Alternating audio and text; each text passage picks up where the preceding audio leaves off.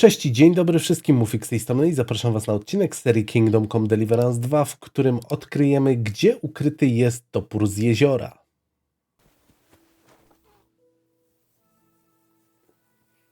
How you doing? Pogadajmy z tym typem, co tu siedzi, zobaczymy, czego się dowiemy. I'm Zdeněk. I'm a storyteller. I could tell you stories so sad they'd make the devil cry. Or would you prefer something so scary it'll make the hairs on your ass turn white? But it's a lot of hard work for me. Now, if you had something to drink or a couple of groschen, that might help loosen my tongue.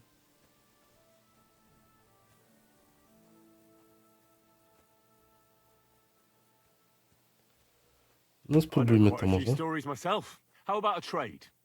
A story for a story. All right, then.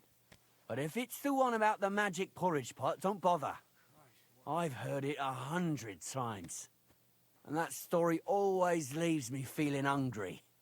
I know a romantic tale about a knight, his lady love, and 3 impossible tasks he had to undertake to win her heart. He had to bring her the sweetest wine, tame the wildest horse, and make a crown with the rarest gem. And then?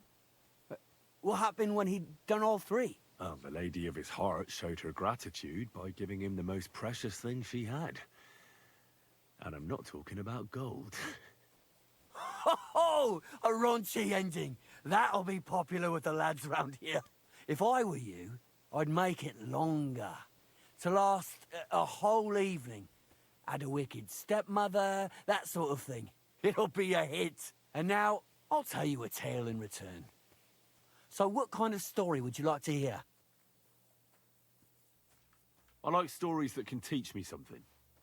Stories with a moral. Haven't you heard enough of those in church? But it's not a problem. I have just the tale for you. And it's not one you'll hear from any priest. So, once upon a time, there lived in these very lands 2 brothers. The older was called Kuba, the younger, Matthias. They were both woodcutters, like their father and his father before him. One day, at the height of summer, they were working in the woods. The air was as hot as a furnace, so Matthias went to a nearby pond to cool himself. But as he was leaning over the cold water, there was a loud splash. His axe had got loose from his belt. In haste, he began to search the muddy bed of the pond, and his hands soon touched something hard and heavy. He pulled it out and could not believe his eyes. He pulled out an axe. Yes, but not his old one. It was an axe made of pure silver. Good God. I'd grab that without a second thought. Maybe you would, but Matthias would never. He was an honest man, and with a big swing he threw the silver axe back. He searched the pond again, and this time he pulled out his own axe. Nothing but dull iron and old wood. I reckon that was the right choice.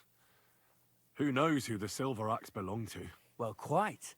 Listen on. Matthias was just about to leave when suddenly a water goblin came out of the pond, silver axe in his hands, and he said, "You're a righteous man, Matthias, and for your honesty, you may keep both axes." Matthias, not hanging around for the goblin to change his mind, took up both axes, gave us thanks, and ran to tell Kuba all about it. Kuba, however, was not best pleased with his little brother's fortune. He deeply envied Matthias for his newfound wealth. No So, ciekawa he historia. set out to try the same thing. He ran as Wciągnąłem fast się. as his legs could carry him straight to the pond, threw his own axe in, and began a pretend search for him. Yet Kuba had no luck. He pulled out the axe he'd thrown in himself. So he tried again. Tricked by sunlight, he grabbed something shiny, only to pull out his old iron axe again. Enraged, he hurled his axe back into the water and yelled, "Fuck this axe!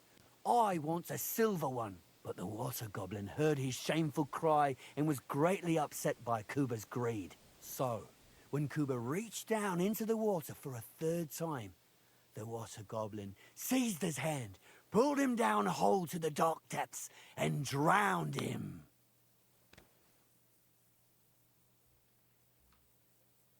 Well, All was as it should have been. It was Kuba's fault. I don't think so. It seems Matthias didn't either. He went to the water goblin and begged for his brother's body so he could take him home and bury him. But the path back from the pond led over a steep hill, and carrying the weight of the waterlogged body exhausted Matthias. He stopped to rest by an old oak tree, and he used a silver axe to cut off a branch that would serve as a walking stick. But it wasn't enough. Somehow, it was still getting harder to continue up the hill. Then Matthias realized it wasn't his brother's body that was weighing him down. It was the silver axe. The axe was the cause of all this trouble. So he started bashing the silver axe against a big stone with all his might, trying to destroy it. Yet no matter what, he couldn't even make a dent. With the last of his strength, Matthias climbed to the top of the hill. He knew he could go no further, so he found a pretty spot with a view over the valley and dug his brother a grave. There, he buried both his brother and the silver axe that had brought such pain upon them. His final act was to stick the oak branch in the ground by the grave. But lo and behold, the branch grew green leaves and became a tree. The locals have had no dealings with the water goblin since then, but some have had the bad luck to bump into him. And when you walk by the pier, where it all happened, you can still hear his chuckling. That was a very nice story. Story? What story? It's the truth. Oczywiście, ja tam byłem, miód i wino piłem. Because it brings misfortune. Didn't you listen to me at all? Look for yourself if you wish. Rock Tower Pond isn't far from here. The Water Goblin's Pier is somewhere among the reeds. But leave me out of it. I'm fine here with my drink. Farewell.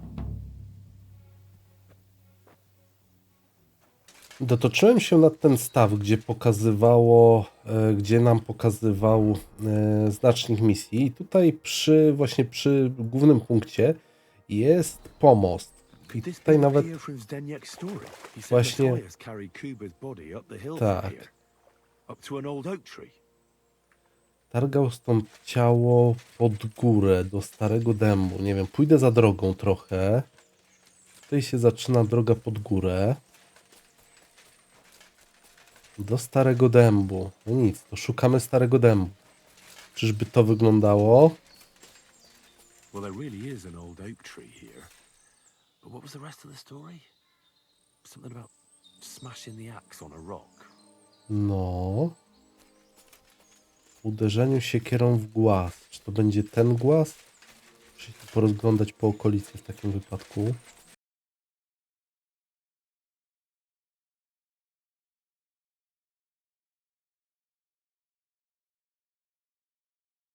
No, Heniek trochę namieszał. Dopiero jak zobaczyłem w questlogu, to się wyjaśniło, że ten wielki głaz nie jest przy samym dębie, tylko trzeba iść dalej pod górę.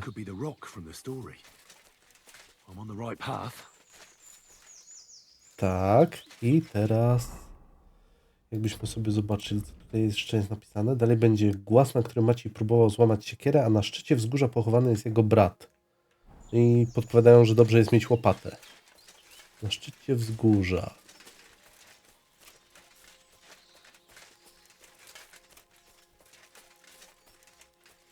O, tu mi coś podpowiada, jest mogiła. Overlooking the valley. This must be where Kuba, Matthias's brother, is buried. Together with the silver axe. Machamy łopatą.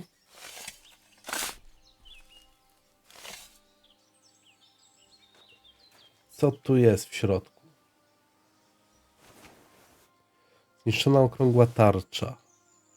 Srebrny pierścień, trochę nagietka i zniszczony topór. This really is the axe. All those years in the earth haven't treated it well. I hope I can fix it. No, każą nam ją naprawić. Czy coś więcej podpowiedzą w zadaniu? Mógłbym naprawić starą siekierę. No nic, dobra, to jadę gdzieś może do Tachowa, bo tam jest kuźnia i brus i spróbujemy tam to naprawić. No i do tego będą nam potrzebne jedne elementy do łączenia. No i ten zniszczony topór, który znaleźliśmy. I możemy zacząć wykuwanie.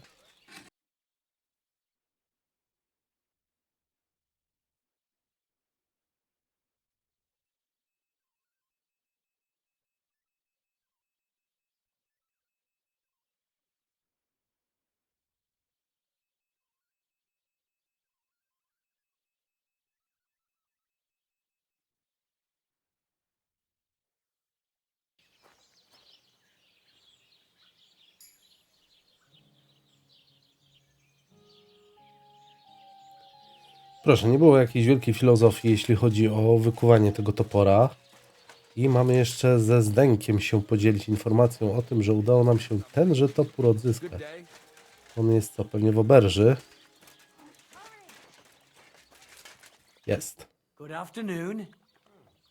I found the water goblin's silver axe. What do you mean? What axe? The one from your story. 2 brothers, a silver axe, a water goblin. One brother got the axe, the other got drowned. You know. Wait, so you actually found it? Do you have it? I have to see it. Here you go. It's not possible. Where did you find it? I just followed your story. I found the pier by the rock tower pond, then went up to the old oak tree, then the big stone beside the road. Doesn't really look like a woodcutter's axe. Are you sure Nie, this to is pewnie it? ta inna siekiera z tej innej opowieści. You only said the water goblin's axe was silver. I did, but still. In all the years that story's been told, everyone thought it was just a fairy tale for children. It has 4 different endings nowadays. When Johann and Jaleov tells the tale, it's about 2 sisters, and the water goblin grants one of them a pair of silver slippers. The other sister was jealous, but she didn't bother with the water goblin. She found her sister straight away and pushed her off a cliff in Apollonia. It's the same story, but Johann gave it some extra color. Best not go looking for the slippers too. Gościu, nie prowokuj mnie. It was good to see you, my friend. I to już wszystko w zadaniu Topór z jeziora. Bardzo serdecznie dziękuję wszystkim za oglądanie. Gorąco zapraszam do kolejnego odcinka, a na razie to tyle, także oby do zobaczenia.